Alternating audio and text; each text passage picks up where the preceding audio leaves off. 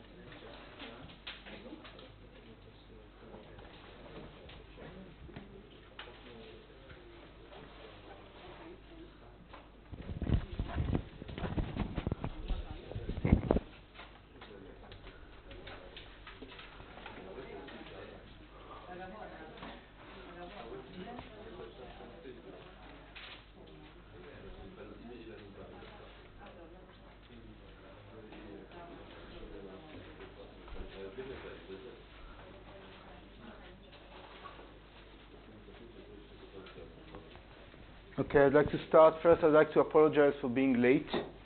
I had a, let's call it a sewage situation that I had to take care of. Today we start a new topic, and we will talk about memories, and we'll talk about a model for associative memory. But before talking about the model, I'd like to present really a very small number of examples or experimental results that will give us a feeling of what is it that we are trying to model when talking about memory. And I'll present basically two families of results.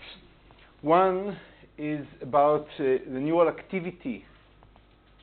What's a neural activity while we memorize, while we recall a memory pattern, and second, what's going on in the brain while memories are encoded. Again, this is not a comprehensive review, just two examples which I find interesting. The first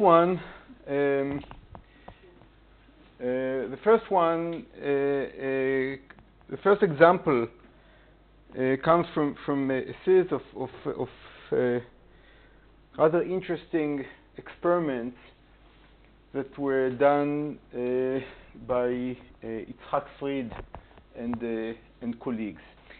Yitzhak Fried is a neurosurgeon that spends half of his time in Tel Aviv and half of his time in Los Angeles, and he's famous for doing single cell recordings from behaving humans. So why is he doing these experiments? Well, he's, as I said, he's a surgeon, and he's treating epileptic patients. And typically epilepsy is treated by medication, but in rare conditions surgery is needed, and then we would like to find the origin of the epileptic seizure in the brain, and in order to do that you put electrodes. Well, there are various ways of doing it. You can put electrodes on the surface of the brain, or you can put penetrating electrodes and wait for an epileptic seizure. And if such a seizure doesn't come, well, there are ways of inducing it, for example, by sleep deprivation. But then you have these human patients that sit in hospital with electrodes in their brains. So why not do something interesting with these people? That's the idea. Questions? I think that there are serious ethical issues with these experiments. That's my personal opinion. But nevertheless, I think that scientifically they are fascinating and revealing. So in one experiment, what Itzhak did was to present participants with different images, like this one, and record neural activity all over the brain. And I will start by showing you an example of a recording from the posterior hippocampus. Why posterior hippocampus? Well, that's the location of the electrodes is determined by medical considerations. It has nothing to do with the science, but we have an electrode there, and this is an example. I apologize for the low quality of the image. That's the image that this was in the, I think, Nature or Science paper. Let me just remove the...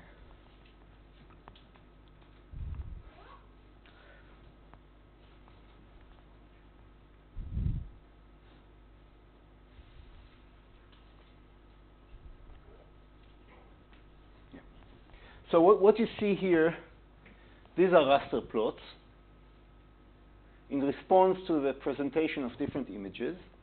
Each dot is one spike in hopefully one neuron in the posterior hippocampus, and there are different images here. This is a spider, this is a snake, this is part of the Eiffel Tower, Pisa, and you can immediately see that the response of neurons in the response of this neuron depends on the image. For some images, there's very little response, whereas for other images, there's quite a lot of response. And when you group all these images together, you find out that all these images that produced a large number of spikes, these are all images of, in this case, of Jennifer Aniston. So this is a neuron that seems selective for Jennifer Aniston. Responds only, well, it responds to different images of Jennifer Aniston, which at least the gross properties of the image are very different, but they all correspond to Jennifer Aniston, and it responds only to Jennifer Aniston. This is Halle Berry. These are neurons that are selective to, well, neurons on the top. All images on the top are images of Halle Berry, or almost all of them. If you look carefully, this is not Halle Berry, this is just the word Halle Berry, and still the response is substantial to these Halle Berry neurons. If you want an Israeli connection, this is Ariel Sharon. No response to Ariel Sharon. And summarizing the result, number of spikes, all the red ones are Halle Berry. This is significance line, and you see this neuron is selective to Halle Berry, and this is from the paper. Strikingly, this cell also responds to a drawing of her, to herself dressed as a cat woman, number 51, I think, and to the letter string Halle Berry. So again, selective neuron that responds to Halle Berry and only to Halle Berry, right? No, wrong. Why wrong?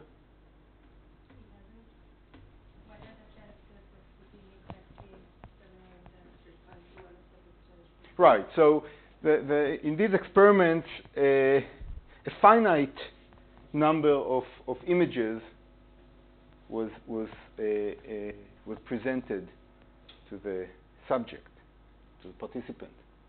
And you can ask the question, what are the chances that you will hit a neuron that is responsive only to the particular image, to one of the, 100 different images that you presented, if a neuron is responsive only to Halle Berry, or only to Jennifer Aniston?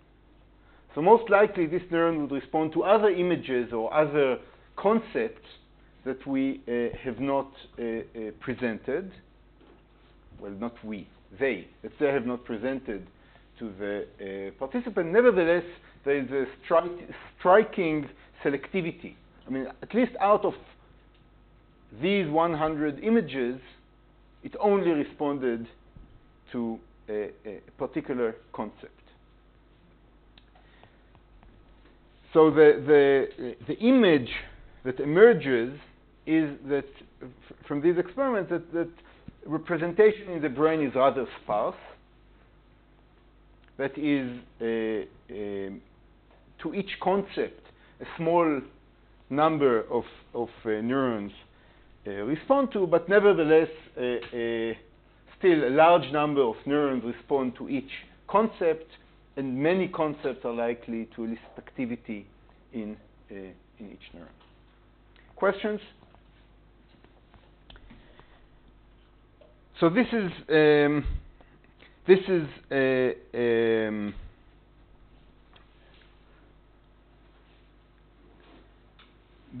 response of neurons in response to images.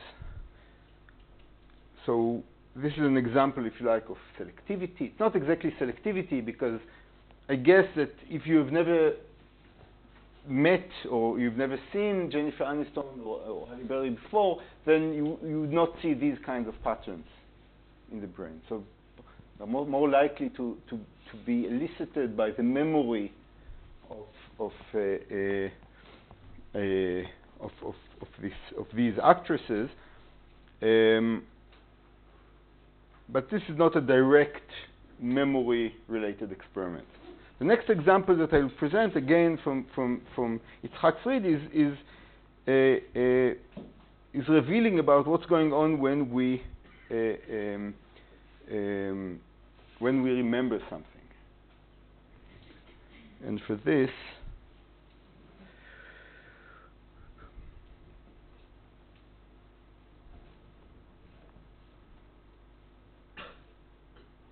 just a second.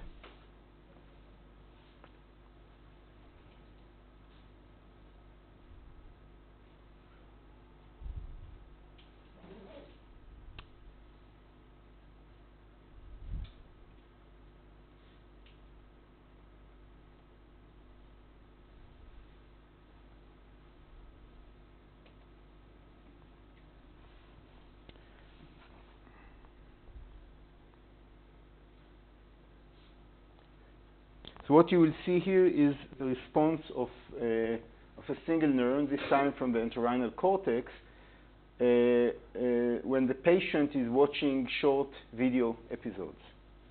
Now, because of copyright, you will not be able to see the video episodes. There will be just a text describing the content of the clip, and if the audio will work, each beep will correspond to a single spike.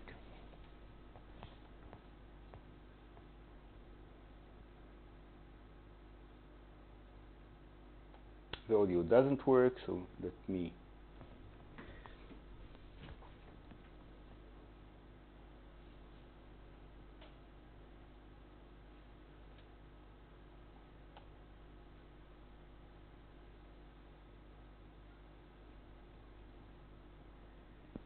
hope that this will work this time.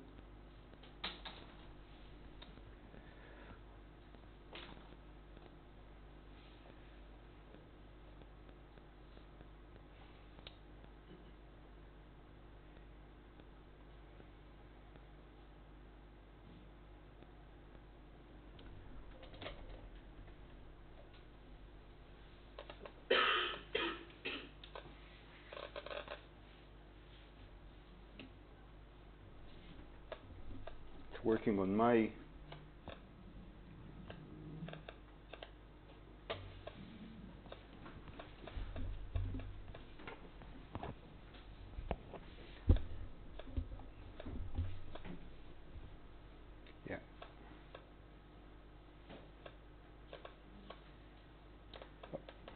Okay, I will solve this. I'll try to solve this problem during the break.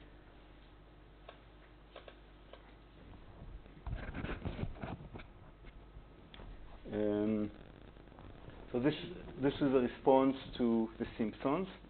I will show it again during the break after I solve the technical issues. And this is a response to I Have a Dream, pyramids.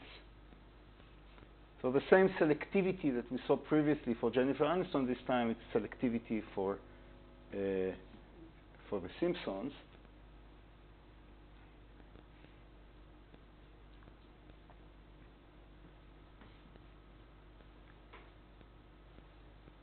Titanic, no response.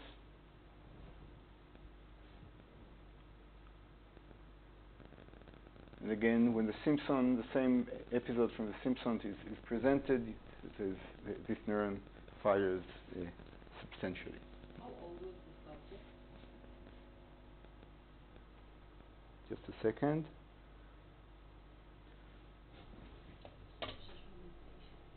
Why is it important? Who asked why? How old? Yes. I just feel like it's a kid, according to what you raised the number. It's unlikely that it's a kid. How would you relate the age of a patient to the firing?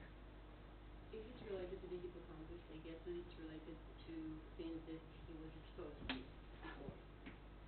I figure the Simpsons might be more relevant to kids. It's an old system.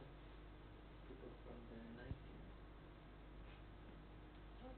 All these, I saw the original clips, are all like things that you'd immediately recognize. Or at least I recognize them. It's not, this is, I mean, I guess that this is, the response is not to the particular clip of a Simpsons, rather it is to the concept Simpsons. But one disadvantage of these experiments is that it's all anecdotal. These human experiments are all anecdotal. But still very interesting. More questions? Okay, so this was the response to presented short clips. Now, what is really interesting is the response of this neuron to a free recall of the episode. So the participant was asked to freely recall these movies, these short clips of that he or she saw, and now we will see the response of the neuron during free recall.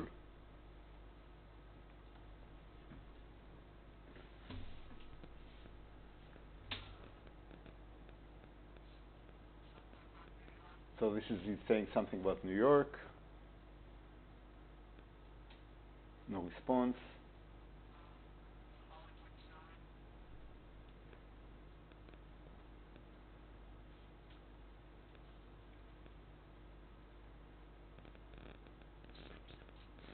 Okay, so when the patient recalls The Simpsons, the pattern of response of this neuron resembles the pattern of response when observing The Simpsons. So this implies, or this suggests, that what we see here, or that the pattern of activity, at least in some brain regions, when we recall a memory, is somewhat similar to the pattern of activity when we experience a stimulus.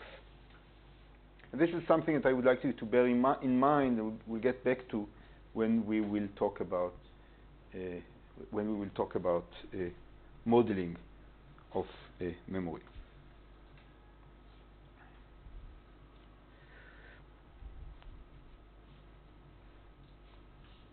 Okay, so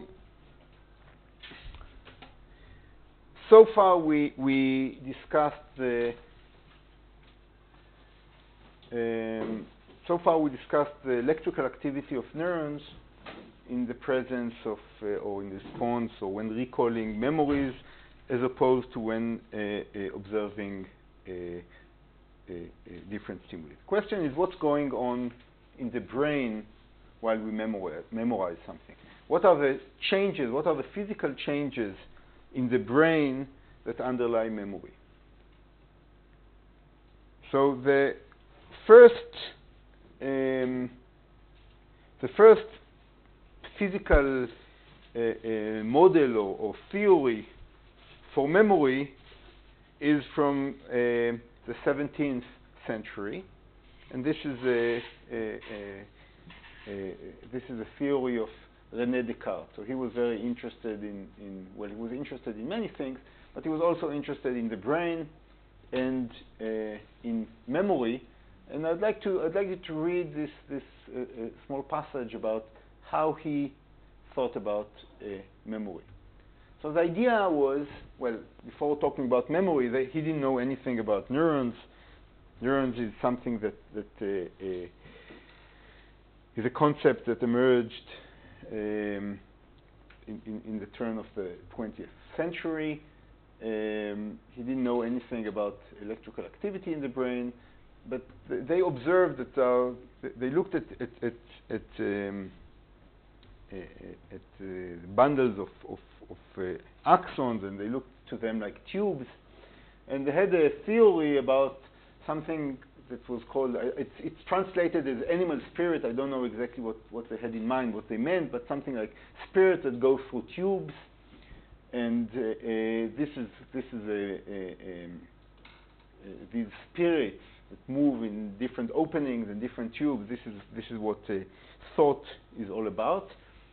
And the idea is that when these spirits move in these tubes in the brain, they change the valves, they change the tubes, so that next time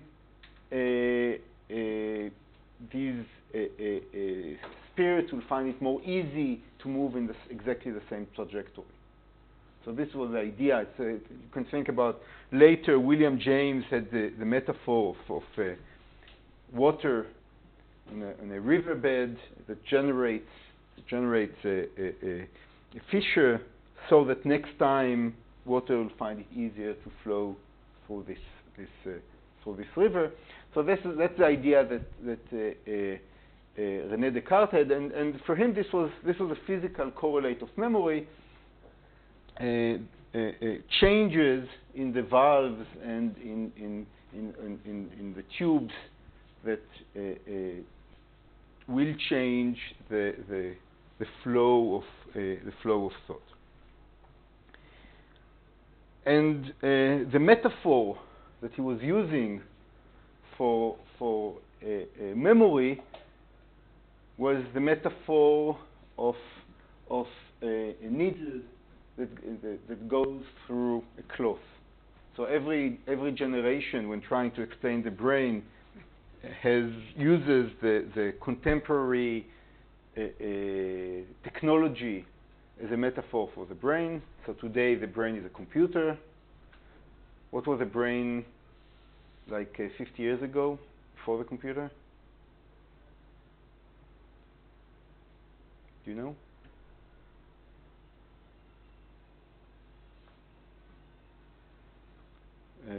So in the old days, when you made a call, telephone call, you'd pick up your phone, and there would be someone that would physically connect you to a different to the recipient of the call. So this used to be the metaphor of the brain in the first half of the 20th century. Like this is how the brain works, basically. And before that, anyone knows? What's going on outside? I tried closing the window, but I think they're getting closer and closer. They are getting closer. They're celebrating the new building, or?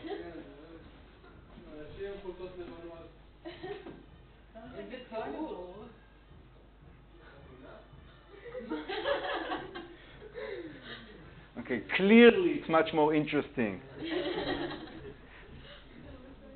Okay, so before that, this was like a refinery. The brain was a locus of refinement, of different liquids. But this was a metaphor of René Descartes. So memory, basically the idea is that if you make a hole in a cloth, it's easier to make another hole in the same place. So this is a physical correlate of memory. I already talked about William James and system of paths. But today we have a different view.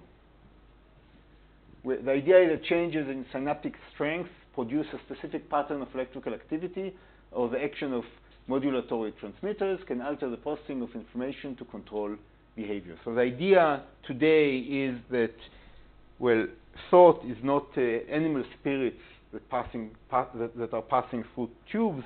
Rather, thought is the pattern of electrical activity in the brain.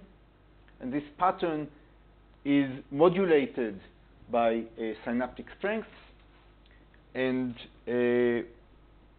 memory, or the physical correlate of the formation of memory, is changes in these synaptic strengths. And I'm sure all of you know that this is how we believe that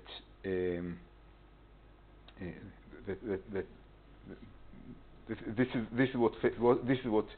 what memory is. So if you learn something, something changes in your brain, and these changes are changes in connectivity. So what's the physical evidence that this is indeed the case?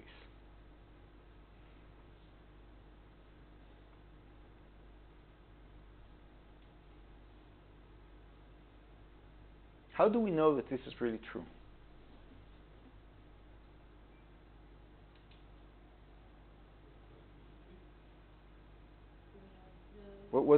Okay, you said plasticity. What do you mean by plasticity? We're going to associate memory with LTP. It's not on this scale, but on a smaller scale. Changes in the activity changes the activity.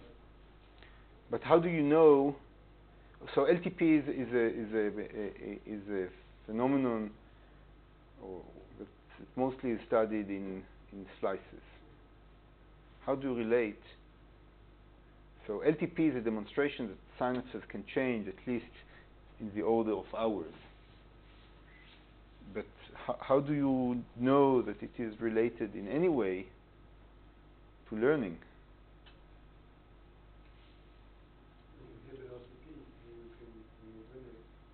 It's not so easy. So people have played with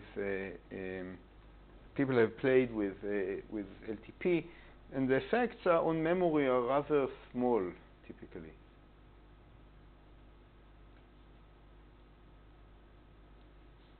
And you can always say, I mean, that there are compensatory mechanisms.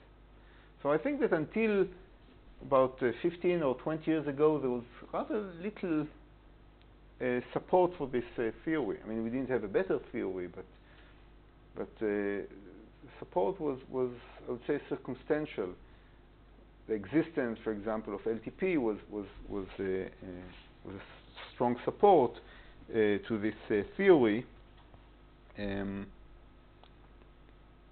But in the last 15 years or so, things have changed dramatically, and this is due to the development of new experimental techniques.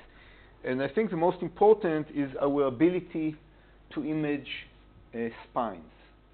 So spines are small protrusions from the dendrite. So this is a dendrite, and these two are spines. And spines are interesting because most of the excitatory spines in the cortex, most of the excitatory synapses in the cortex terminate on these spines. So if you look at a spine, and a spine appears or a spine disappears, this is a strong indication. Well, if a spine disappears, then the synapse that resided on it clearly disappeared, and the formation of a spine is indicative of a formation of a synapse. And the development of two techniques. One is our ability to generate transgenic animals that sparsely express GFP in neurons. This is one. And second, two-photon microscopy. These enable us to follow spines for extended periods of time in the living animal. So now we are able to image spines for days and weeks and even months, teach the animal a task and see what happens to these spines. And a recent paper has even been able to target spines that are correlated with learning and shrink these spines and study the effect on memorized patterns. Now, I would like to show you one very nice example of how this technique was used to relate spines, and this we think implies synapses, to memory. This is an experiment that was published in Nature about a decade ago. So a mouse was trained to perform a rather complicated motor task to reach for a food pellet and grab it. So this was the task that the animal was trained to perform.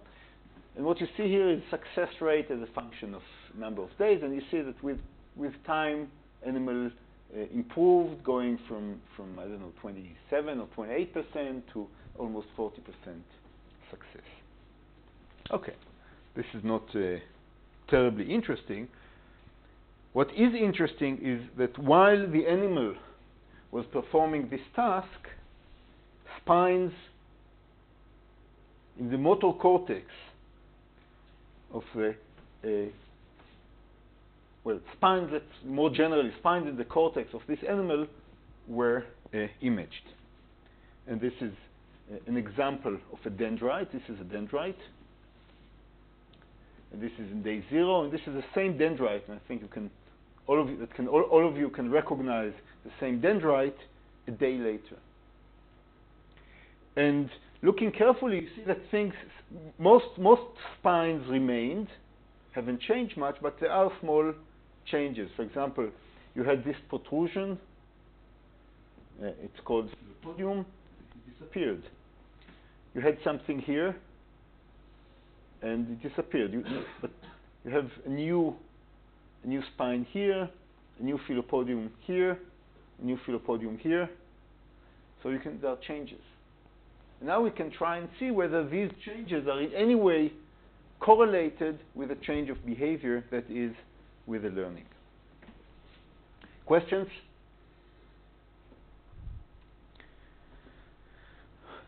What you see in these bars are the rates of spine formation and of spine elimination in these animals that were trained and learned to perform this task compared to a control animal.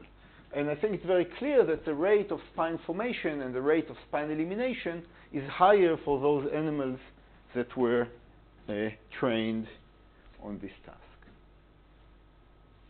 Again, this is a correlation study, and it's not a causation yet. I will not show you a causation study, but this is a strong indication that these changes in the spines, which are likely that are proxies to changes in the connectivity, are correlated with learning. And they had some interesting controls in this study. What kind of controls would you use? I'm sorry?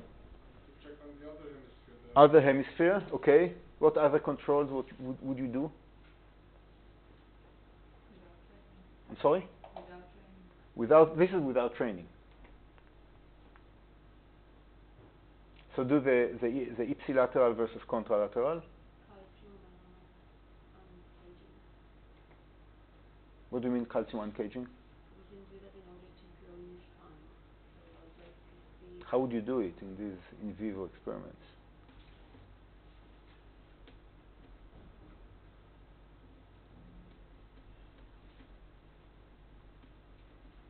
Would you expect to see changes, let's say, in the visual cortex?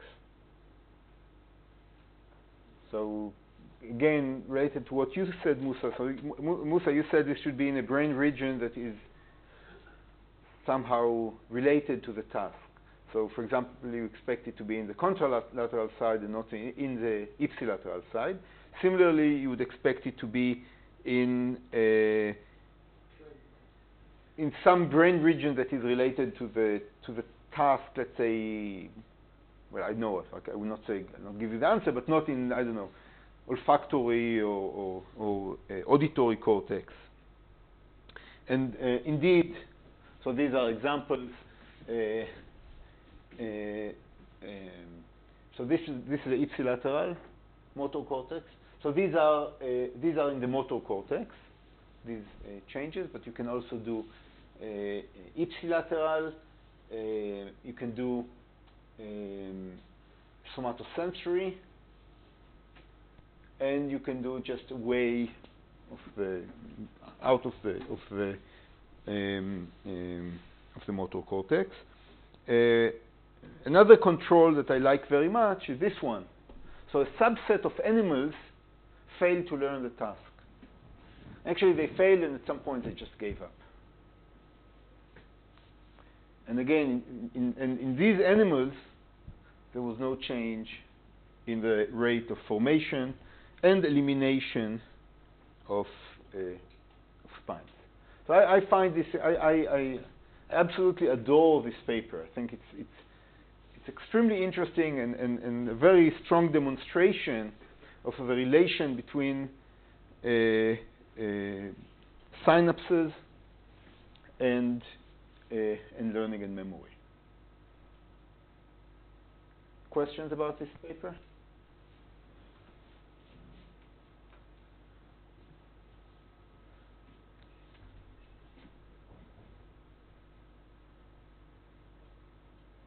There is something that you might be or that you can be worried about when looking at these results. What is it?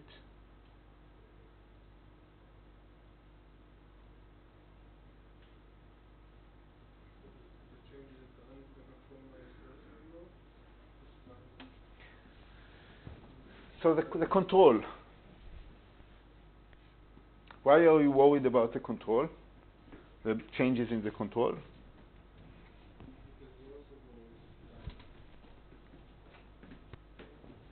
So if we look at the control animals, we see that, for example, within a week, you have an order of 10% elimination and formation of spine. So these animals are animals that didn't learn anything, right? They always learn from things. Okay, so the answer is no, not right, because they learn things. They are living animals, and they learn things. So it could be that these changes correspond to things that the animals learned, but not things that we explicitly taught them. Like a baseline. Okay, so the question, what does the baseline of elimination, formation, what does it correspond to? So one interpretation would be that these are things that the animals learned. These are animals in vivo, but we don't have any control over. This is one interpretation. Maybe you need a critical change for change only a little bit to help you. That's fine, but what would be your interpretation to the changes that you see in the control animals? Maybe change, but not enough for learning. But why should there be a change in the first place? Or, put differently, what are the consequences of these changes for things that you've already learned? You might change your memories when you recall them, and then you reconstruct the spine. I guess we can say that the baseline is that those animals do experience things and do recall things. So this would be activity-dependent changes that correspond to the learning of new things, but not things that we explicitly taught them. That would be your interpretation. So that's a possible interpretation, but it seems inconsistent with other studies. For example, there's a very nice study of Kasai in Tokyo, and what he did was to block all activity in the primary visual cortex of mice while recording the dynamics of spines. So you have no electrical activity in the brain, neurons are quiescent, nevertheless you still see the changes. They cannot be the result of, at least in his experiment, cannot be the results of activity-dependent changes. There are similar studies in vitro. For example, Noam Ziv from the Technion is growing cultures of neurons, looking at the dynamics of synapses. In these cultures, he's not looking at spines, he's looking at postsynaptic density. And he blocks all activity in the network, but still you see constant changes in synapses. So it seems that these changes in synapses, to control changes in synapses, are not activity dependent. Nobody knows what they correspond to, and I think that this is an interesting challenge to this theory that relates learning and memory to synaptic changes. Maybe they change statistically, and what would help you change more? The problem, I think, is the following.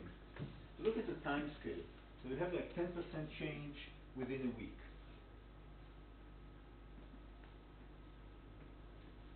Now, I don't know how many weeks you have been on this planet, but you do have memories from, like, I guess you have memories from 10 years ago, which is like 500 weeks. Now, if you have constant remodeling of synaptic connections at this rate, 10% per week, how can you store memories for 500 weeks?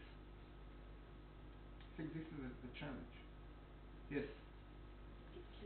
Can that be the source for timestamp on memory? That we can know what happened before what due to changes in the network?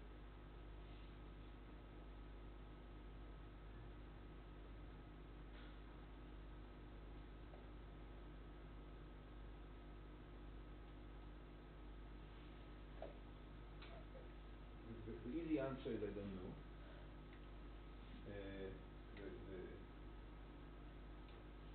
The longer answer is, how would you do that? Because you still need to remember the event itself. So if all spines change, there is no recall of the event itself. You need to maintain the event itself. Now the total number of spines doesn't change. The distribution of synaptic weights doesn't change over a long period of time. These are constant. So the statistics of the connectivity are constant. But individual synapses change. And they change even in the absence of electrical activity. And it's an interesting question to understand how memory can maintain the presence of this substantial volatility. Yes? Maybe we could assume that the 10% that form or eliminated is not random. It's not like 10% of the spines, but there is like a basis and another subset of spines that can be modulated. So this is it has been proposed that spines fall into two categories: stable spines and transient spines. And stable spines are stable, and transient spines are the ones that change. When you look carefully at the dynamics of changes, you don't see evidence for the existence of two populations. Nevertheless, it looks like a continuum, but it is possible that at least some some spines, well, we know that some spines are maintained for long periods of time, and these are the ones that underlie memory. That's one hypothesis, one possible solution to this puzzle. The implications would be, however, that I don't know, a large fraction, maybe 80%, depending on how you measure, but a large fraction of the spine, perhaps a large fraction of the synapses, don't participate in memory. This limits your memory capacity. Well, this is one possible solution. There are other solutions. Why do we don't have time to discuss? Yes. Why do we so sure that the spines are underlying memory? Well, at least in this case, you saw that the formation of a memory was associated with an increased formation of but we look spines. at like arbitrary spines, but we don't know every neuron, like two neurons can have like tens and hundreds of like synapses. I mean, the change in this spine maybe correspond to the reverse thing with another spine. I'm saying. I mean, You're talking about these control changes, or you're talking about learning-related changes? Your question is about how do we know that learning is associated with changes in spines, or the question is No, why do I care about the control? why do I care? Why do I think that these changes would eliminate memory? Because the memory is maybe under. I mean, the connectivity can stay the same even if you're zooming in on the spines and see changes in the So the spine. question is how can you maintain the same pattern of connectivity given that you replace 10% of the spines within a week? How can you maintain the same pattern of connectivity or sufficiently similar connectivity for 500 weeks if 10% change within 1 week? This is a challenge. Now it could be that these changes are not random. That would be another possibility. These changes are not random in the sense that for every spine that disappears, another spine appears that maintains exactly the same connection, because pairs of neurons in the cortex are connected by, has been estimated that pairs of cortical neurons are connected by maybe 10 synapses. So maybe for every synapse that disappears, there's one that appears for the same pair of neurons. This would be another type of solution to this puzzle. So there's substantial volatility at the level of spine, but not at the level of connectivity. But there's no evidence. I mean, if this is true, then we would expect to see correlated changes in the dynamics of spine. Could be. We don't have. We haven't observed it, but we don't have the tools to observe it. But this would be. I mean, this would be a prediction of your hypothesis. I think it's an interesting question. More questions about these experiments? So let's take a 10-minute break. So I will punish you twice. Once for being late, and once for giving you only 10 minutes, and then I'd like to start with explaining these results. And during the break, I will try and show you this movie.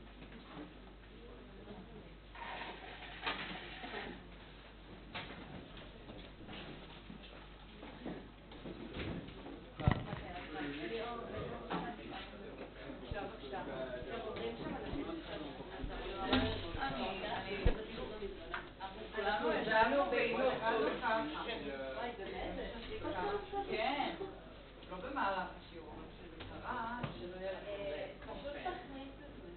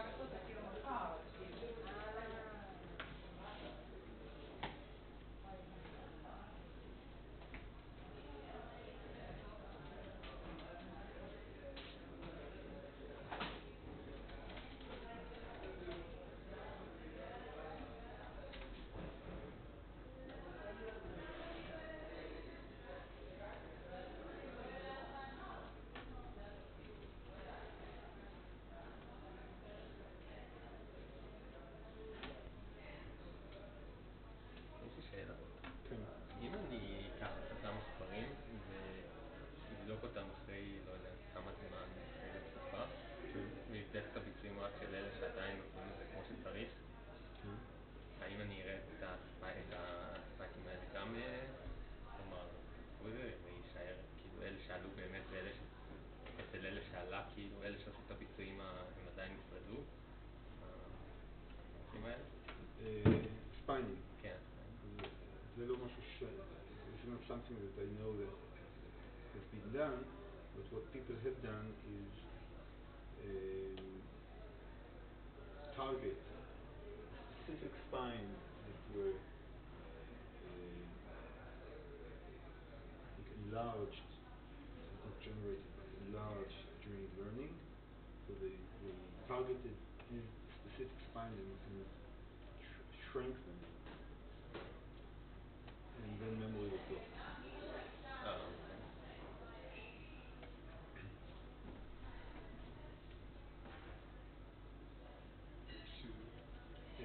And you said that there were no evidence that the dynamics of spike formation and appearance is not random. There are no evidence, but identification proves that the connectivity is highly not random, because you find some motifs of neurons like triads or triplets or some arrangements of neurons more than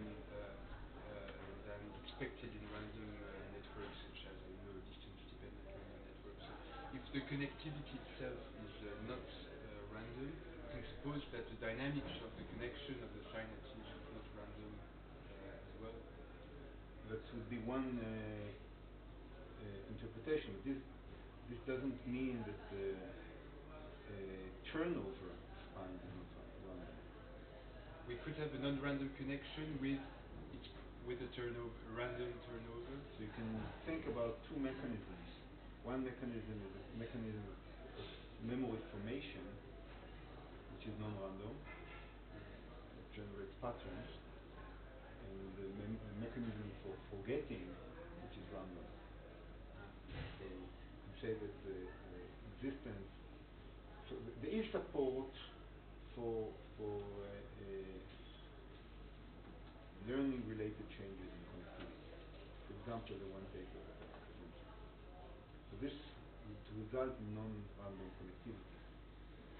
So nobody knows whether the learning-independent changes are not random. So you could have a structure, and on top of it, random turnover.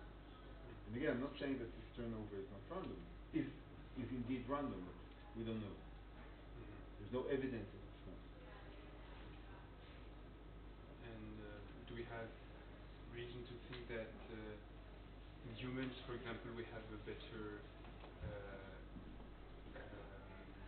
permanent, that synapses are more permanent in time, are more do not disappear as well. So as you say, humans live for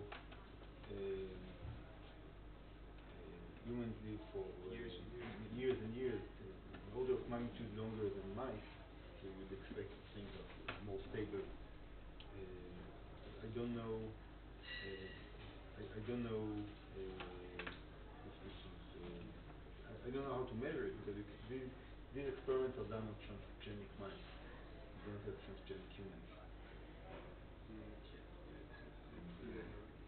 Not in the near future.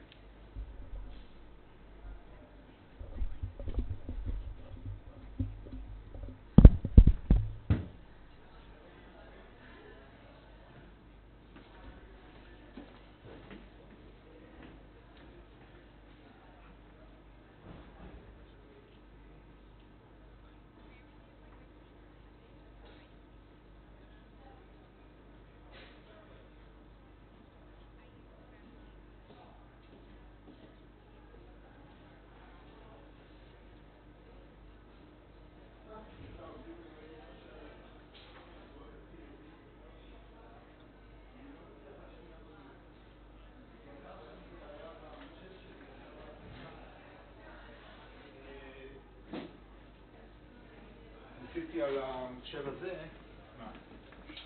לא יודע, לא חשוב, יש לי סרטון שאני רוצה להראות, אז בואו סתם פתחתי ביוטיוב משהו.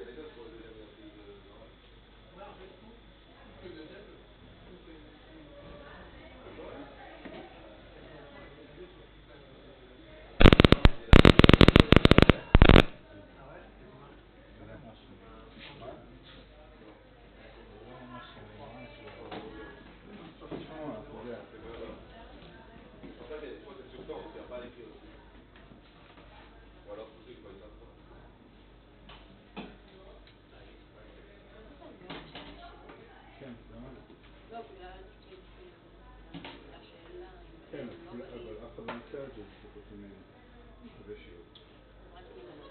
זה כנראה זה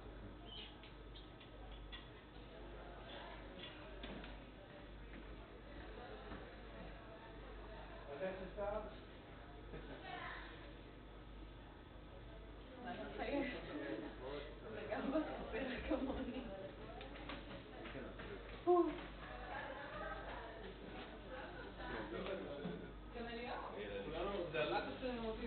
מה זה סרטן? באיזה תרלאי כולנו סרטן? איזה תרלאי? וואי, זה ציונית, זה ציונית. יש לי גם מתן סרטן.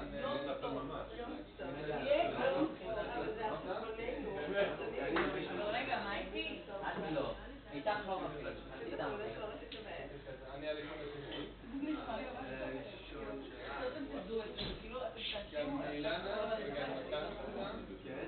כן, כבר היה איתי. מתן סרטן. אל תגיד את התאריך, אבל יש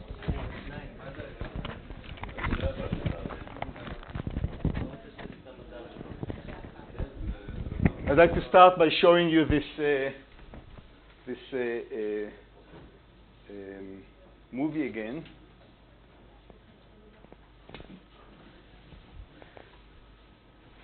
The batteries died in the middle of my presentation, so I don't know which part is properly recorded. Now you hear the spike.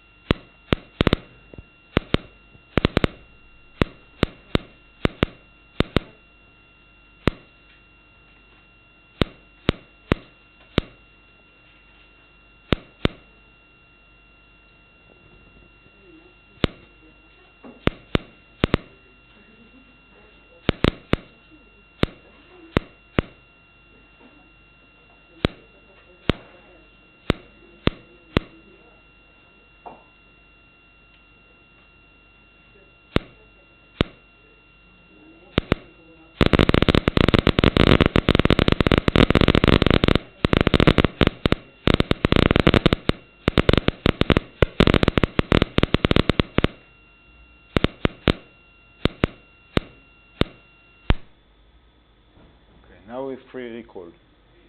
This will respond to the episode, and now we'll hear the free recall.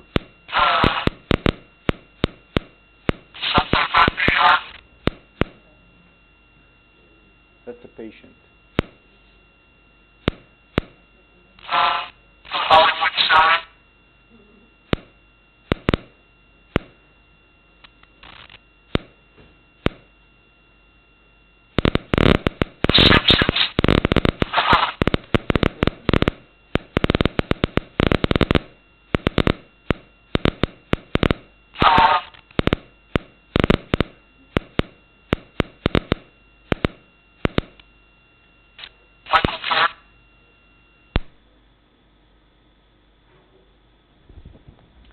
pretty impressive.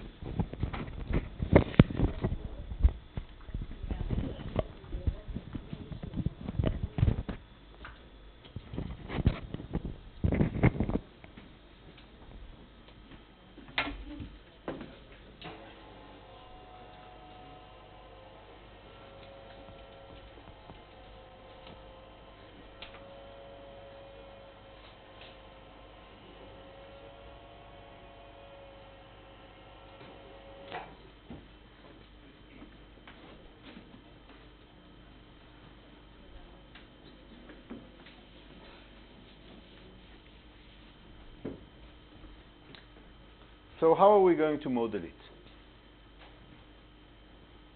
How are we going to model working memory? So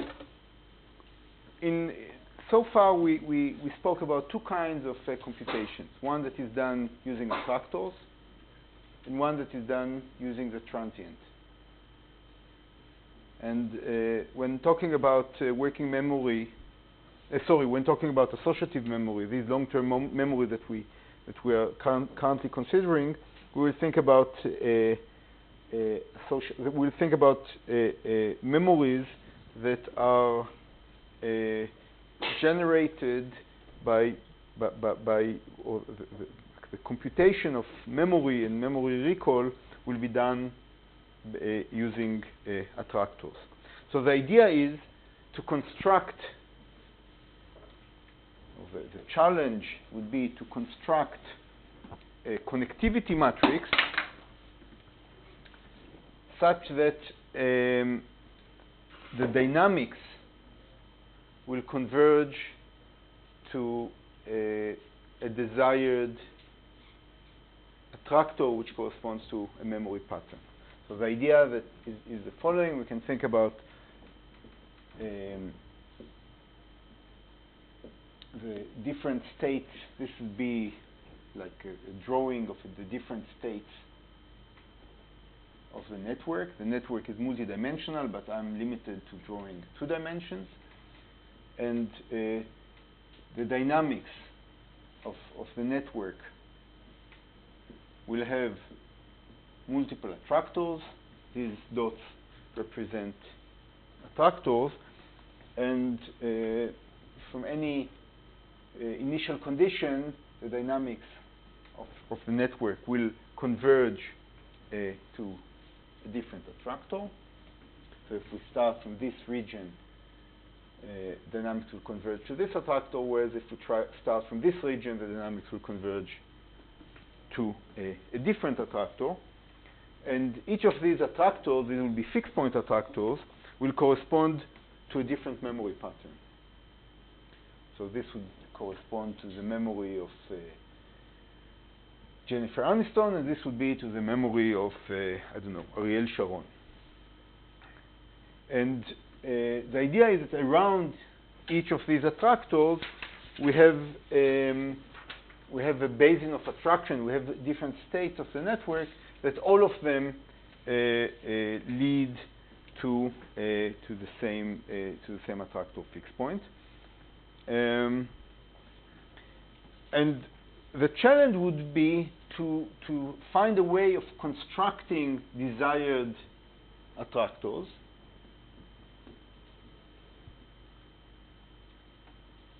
The idea is to find a way in which learning or experience can generate attractors that correspond to the current activity of the network. The challenge will be to have multiple attractors, because in our one brain, one network, we're able to memorize many things.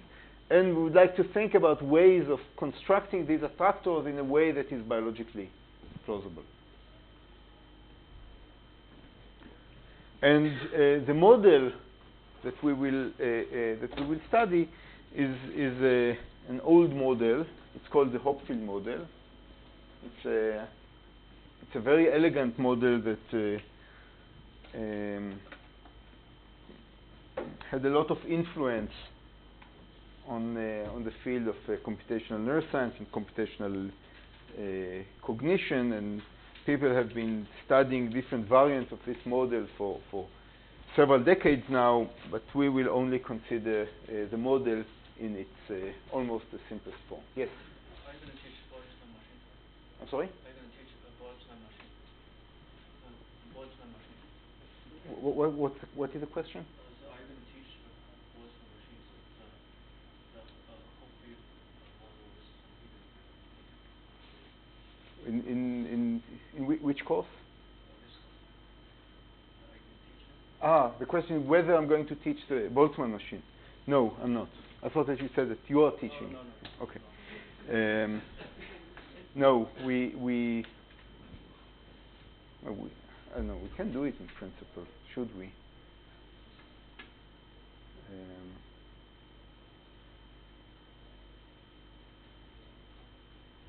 Well, we will see. I'll think about it. I haven't planned on doing it. Okay, so the Hopfield model. So this is idea. So how are we going to implement this idea using the standard model that we all now know and love?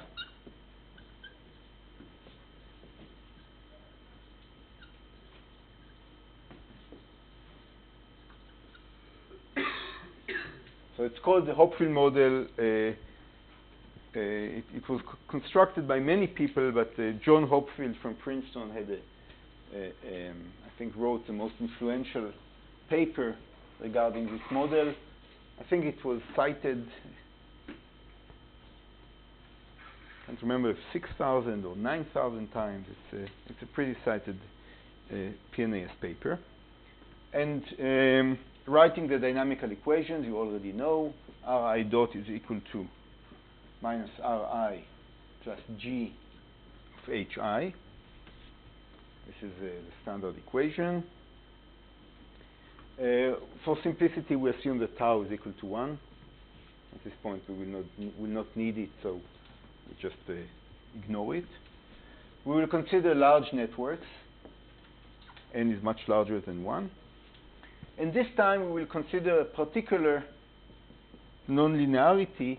G of x is equal to hyperbolic tangent of a beta x.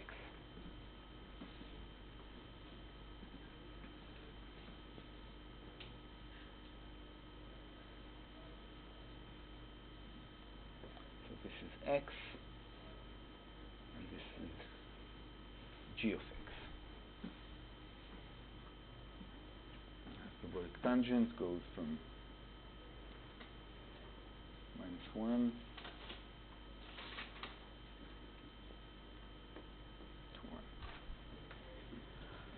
So some of you may worry about the fact that we are considering neurons that can be negative, whose firing rate is negative. As we discussed in the first or second class of this course, one way of thinking about it is thinking about activity relative to some baseline activity, and then you can be above the baseline and below the baseline activity. But I think it would be more fair to say that we use it because mathematically it makes our lives much easier, and there are versions of this model where the neurons are 0 and 1, inactive and active, and the behavior is qualitatively similar. That one can map from the model that we will talk about to a model of zeros and ones, and we will use it because of mathematically it will make our lives easier. So this is the model. Now, so this is a model for memory. So what is a memory pattern? So in our model, a memory pattern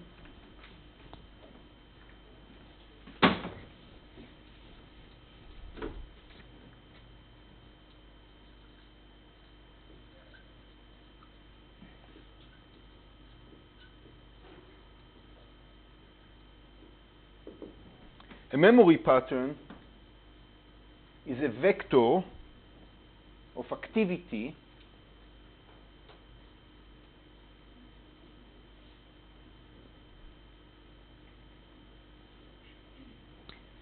that denotes the activity of the neurons in the network, the pattern of activity in the network that corresponds to a particular concept that we're interested in. So it's a vector of size n, of length n, corresponding to all neurons in the network. This index mu is an index of it's an index of the memory pattern. So if we have 3 memory patterns, mu will go from 1 to 3, and if we have 20 memory patterns, mu will go from 1 to 20. And for each memory pattern, we have a pattern of activity in the network. The way to think about it is that the pattern of activity in the network, when we think about Jennifer Aniston, is different from the pattern of activity in our brain when we think about, I don't know, Ariel Sharon. In our model, we will assume that pi mu, the activity of neuron I in memory pattern mu, is equal to plus or minus 1 with probability 1/2, and that all neurons and all patterns are independent.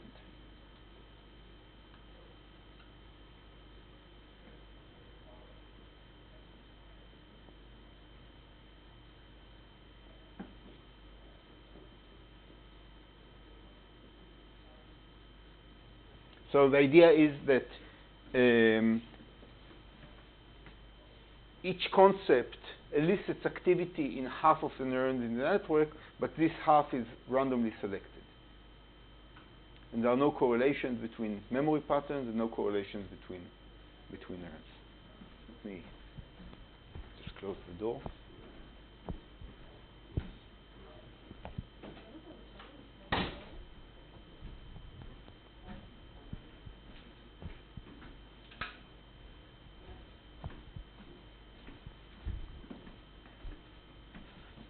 So this is not exactly what we saw in the experiments of Yitzhak Fried. In the experiment of Yitzhak Fried, we found that each memory pattern elicits activity in only a small fraction of the neurons in the network. This is called sparse memories. And when people do modeling of memory, typically try to relate it to the brain. The sparseness that they typically consider is something like 10%. But again, for simplicity, we will assume that half of the network is active for each memory pattern. Exactly half of the network is active, or more precisely, each neuron is active or inactive with a probability of 1/2.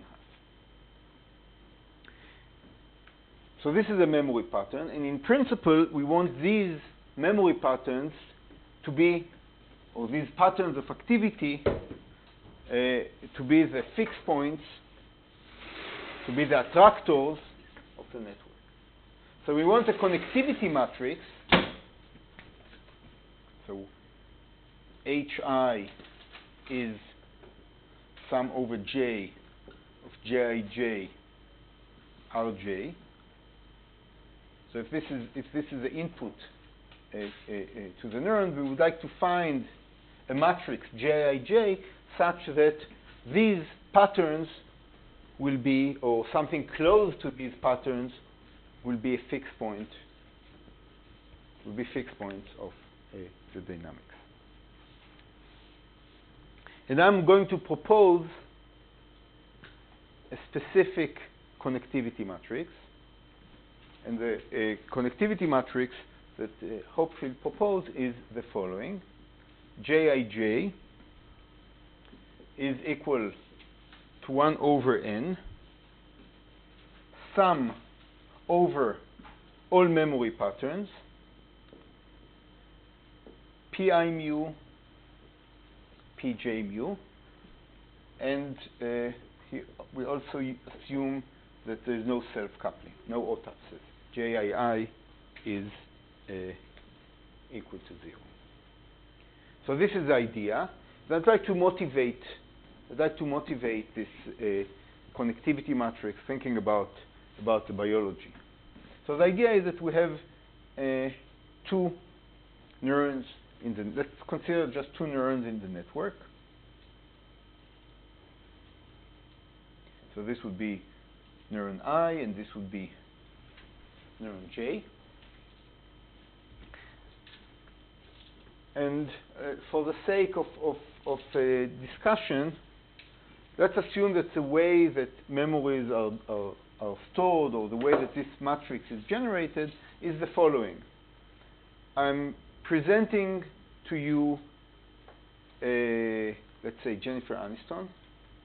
Okay, she's standing here. I'm showing you a picture of Jennifer Aniston.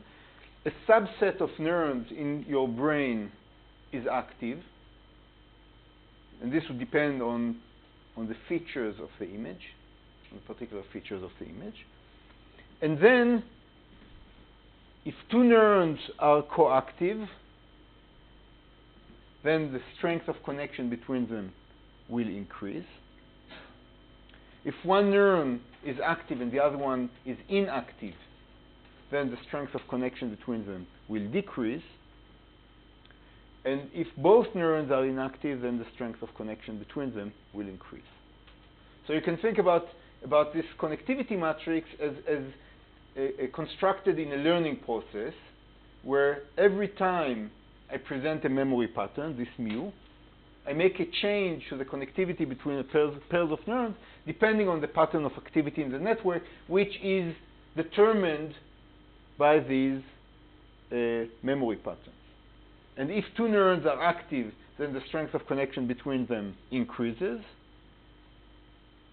And if one is active and one is inactive, the strength of connection between them increases by 1 over n, or it will decrease by minus 1 over n. And eventually, the pattern of connectivity in the network is the sum of all these processes. This type of learning is also known as Hebbian learning, termed after the famous psychologist Donald Hebb, that proposed in the middle of the 20th century that this kind of learning may generate what he called cell assemblies, what we will think about today as attractors in the network. Questions? Question about this learning rule? So you learn more. You will discuss other learning rules in the second course, in your ARMS course. But for the time being, we will use this pattern, this connectivity matrix.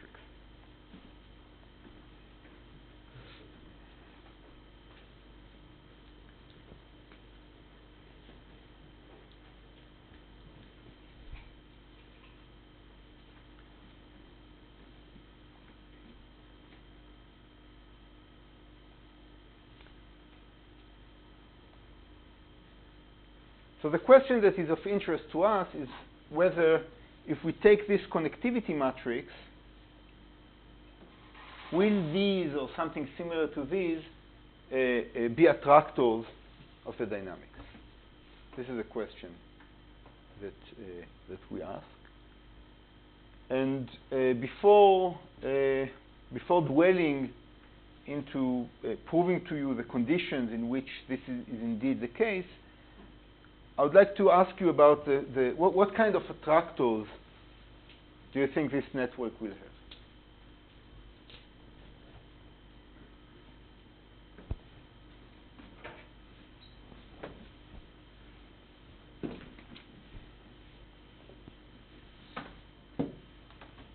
So one-dimensional case, we were taught that between any two stable fixed points there needs to be an n-stable one suddenly. Okay. So here we should also have some unstable fixed points or stable ones that invite the direction of interaction Okay. right? I don't know. We haven't seen them there, but I see an input. But my question is not about unstable fixed points. It's about the question is about the attractors themselves. So, for example, do we expect to see limit cycles here?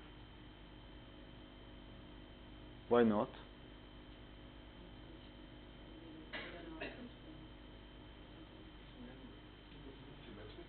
Connectivity is symmetric.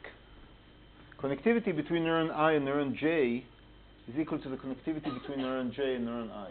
And we've already proven that if connectivity is symmetric, then the only attractors of the dynamics are fixed points.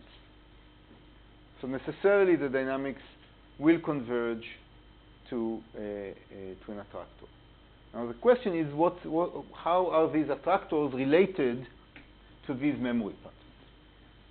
Now, can these memory patterns be attractors?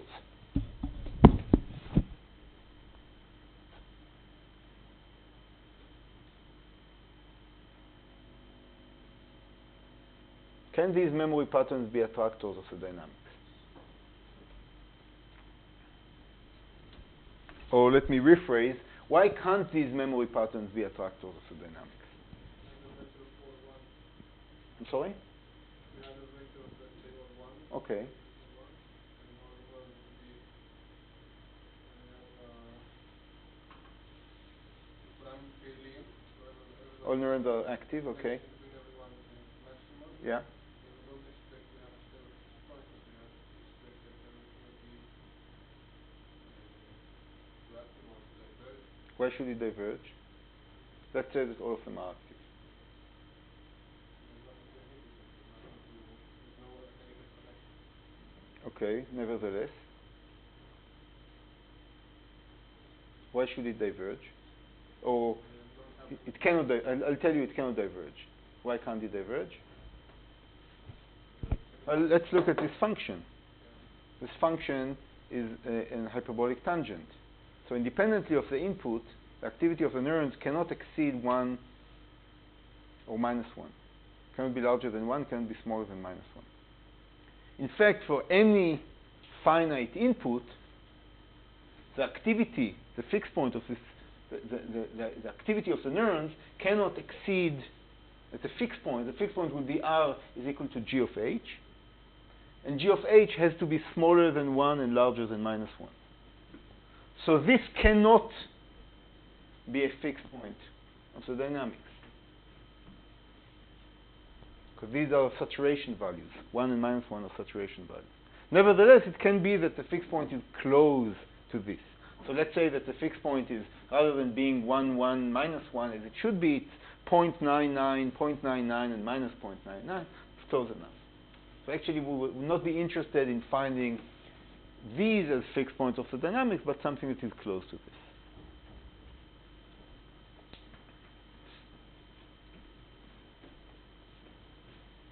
Okay, so the question is, under what conditions will something like this, similar to this, be a fixed point of the dynamics? This is a question. And it's a difficult question. It's a difficult question to answer. So the way that we are going to address this problem is we are going to consider different limits.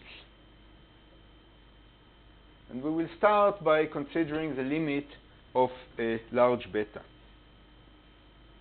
How will this network behave in the limit of large beta?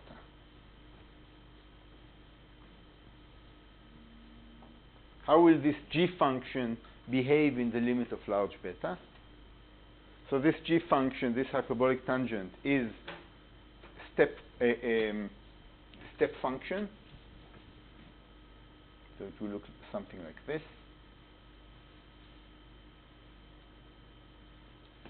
So this is the limit of large beta.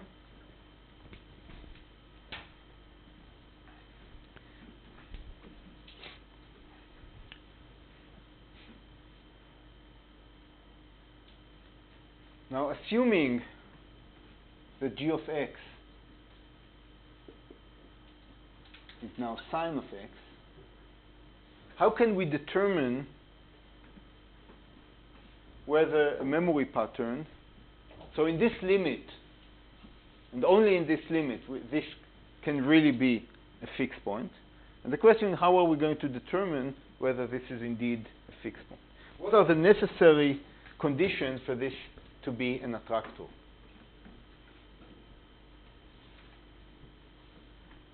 What's a necessary? Let's consider memory pattern number 1. What's a necessary condition that we can write such that memory pattern number 1 is indeed a fixed point? You have a question? Okay.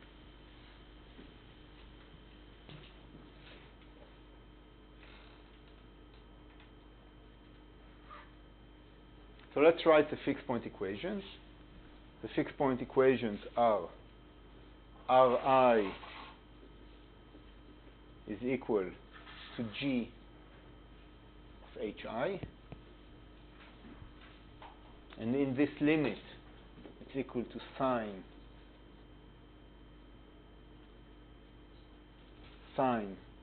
of Hi, and sine of H, and Hi is just equal to sine of sum over J, Jij, Rj star. So this is a fixed point. This is a fixed point equation, and we have n such equations, one for every neuron.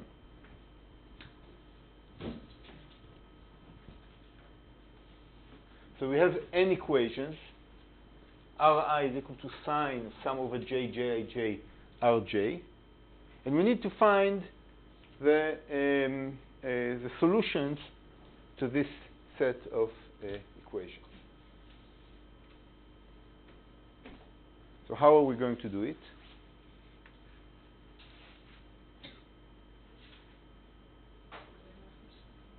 It's a set of equations.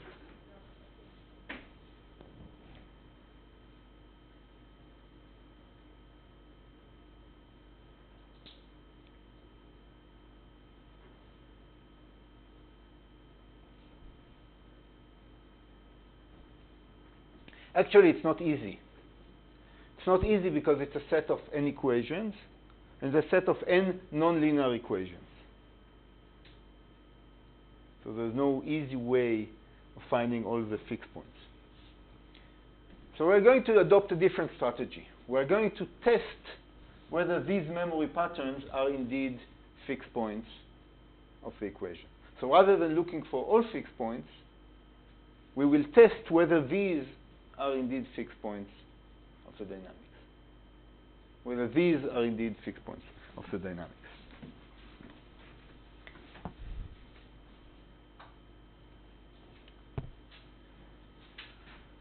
So the conditions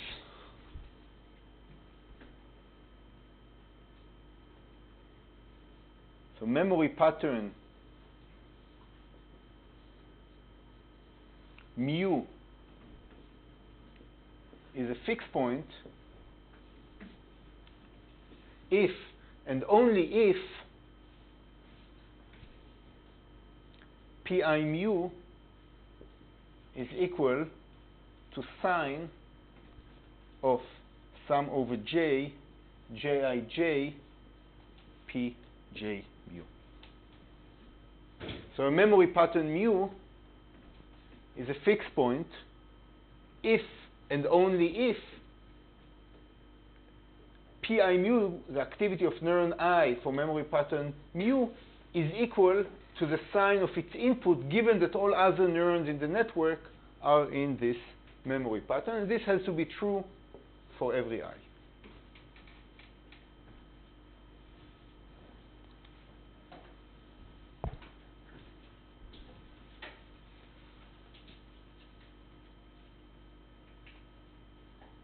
Or another way of writing it is we can take this equation and multiply it by pi mu. So this here will have 1. In the right-hand side, we'll have pi mu times sum over j, jij, pj mu, and the requirement is that this has to be positive. So if this is positive, the product of this with this, then pi mu is equal to sine of sum over j, j, j, pj mu. The reason is that pi mu can either be 1 or minus 1. If it's 1, then this has to be positive. So 1 times this has to be positive. If it's minus 1, then this has to be negative. So this times this has to be positive.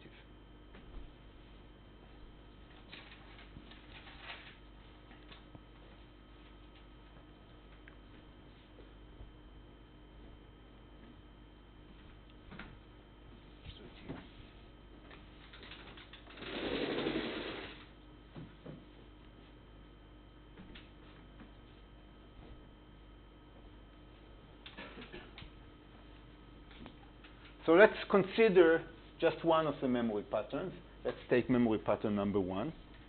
We can do it for all memory patterns. So without loss of generality, we can think about memory pattern 1. And then the requirement is that pi1 times sum over j of jij. So what's jij? jij is written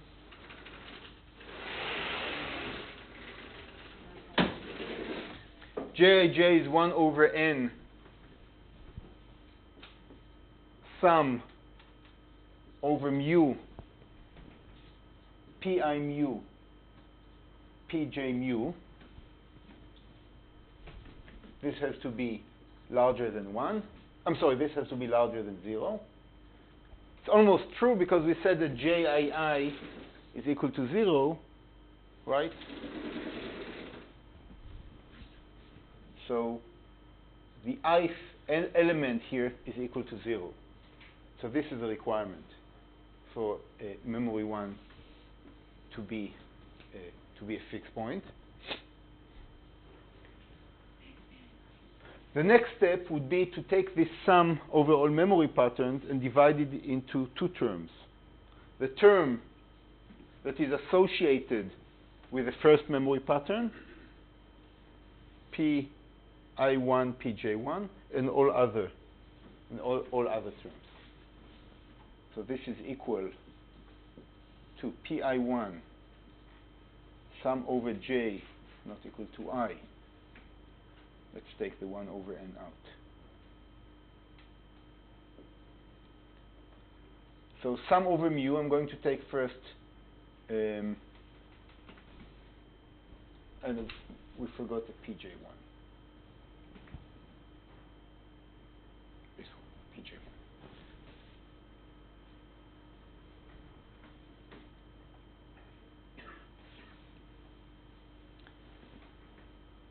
So 1 over n is out, pi1 sum over j. So we have here pi1 pj1 plus sum over mu from 2 of pj mu pj pi mu pj mu times pj1, and this has to be larger than 0. So one word of caution. Here mu, when we wrote mu here, we meant a particular memory pattern mu. Here mu became an index, a summation index. So it's not the same mu.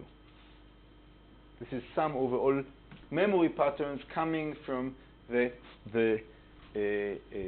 replacing jij with 1 over n sum over mu of pi mu pj mu. This is one point. A second point is this sum over how many patterns. We didn't say how many patterns. So I'm going to assume that I embedded capital P patterns in this network, and then this sum is sum over jij is sum over p terms, and all non-1 memories are just p minus 1 terms. Questions?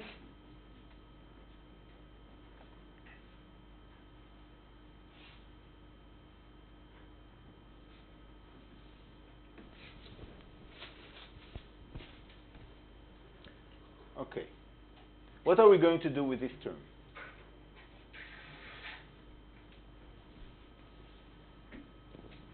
So there are two components. One is this component, pi1, pj1, and one is pi mu, pj mu, this sum. Now note that we have here pj1. And pj1 times pj1 is equal to 1, because p is binary plus or minus 1. So the product of this term with this term will give us 1. And the sum is over j. So what we will get from this sum?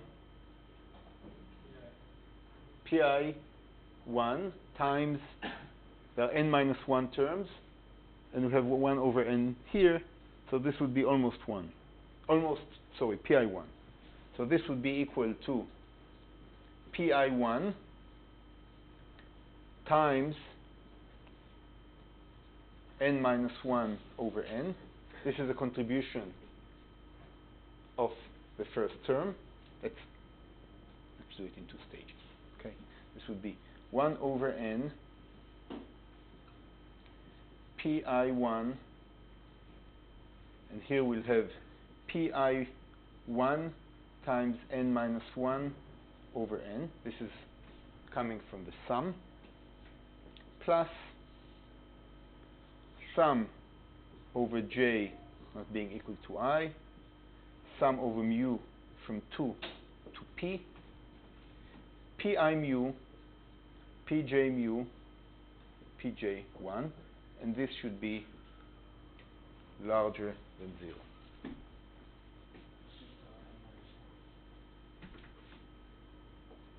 Sorry? It's only n minus 1. Yeah.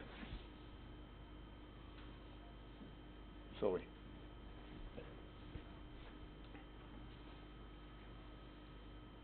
So here we have pi1 times pi1, which is again 1, and n minus 1 over n, which is almost 1. So the first term will give us n minus 1 over n. And the second term will give us 1 over n, sum over j, not being equal to I, sum over mu from 2 to p, pi mu, pj mu, pi1, pi mu, pj mu, pj1. And this should be larger than 0 in order for memory pattern number 1 to be a fixed point.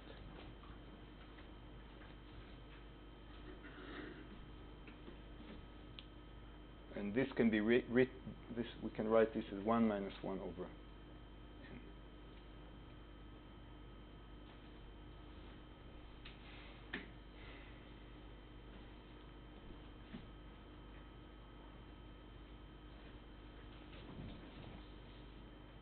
Let's say that we only have one memory pattern in the network, that p is equal to 1. Will this memory pattern be stable? Sorry, will this be a fixed point? Stability is more difficult. Will this be a fixed point? If we have a single memory pattern. Sorry? Symmetric system. Yes, but how do you know that pi1 would be a fixed point? Why the condition is maintained? You only have 1 minus 1. Well, this would be equal to 0 because there's no sum.